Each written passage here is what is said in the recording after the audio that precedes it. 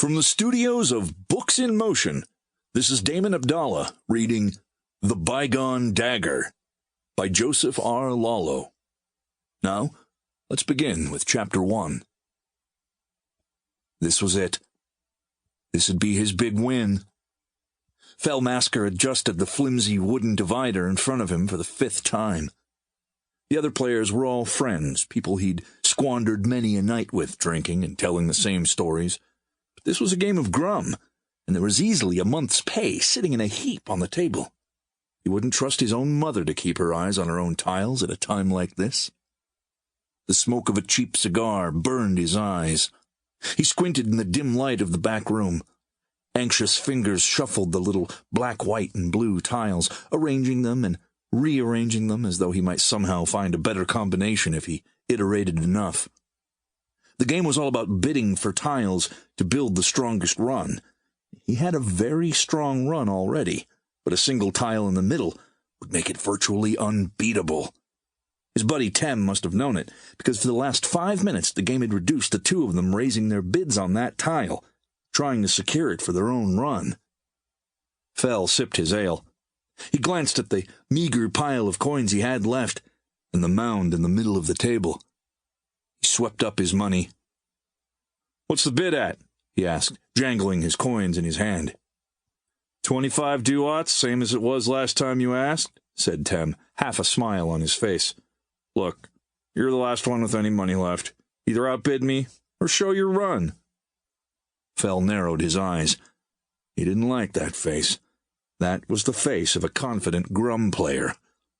But it was also the face of Tem, a man he'd seen slip in the same pile of harpy flop 3 times in the same day. He was a fool, and he'd soon see just how foolish he was. Fel finished his ale. "I bid 30 duats," he said, tossing 6 piles of coins into the pot. After a moment he shrugged and tossed in his last 2 coins. "Make it 32. May as well be tidy." "Take it," Tem said. He snatched the tile and slotted it into his run. It was glorious. He'd not had a grum run like this in months. "Ready to reveal?" Tem asked. "We better be. There's no money left to bid," Fel said. "Left to right, what do we got? Lou?" The portly and highly inebriated fellow to his left pushed down his divider. 3 plowmen in a row, and a milkmaid. Trash. "Ha!" Fel slapped down his divider. "I've got a queen's run, blue and black." "You lucky scoundrel," grumbled Mel to his right. "All I've got is 4 falconers and a milkmaid." "You had the other milkmaid?" Lou said. "So I was never going to get it?" "It was the first tile I bid on," Mel said. "Was it?" Lou said. "You got to pay attention, Lou," Fel said.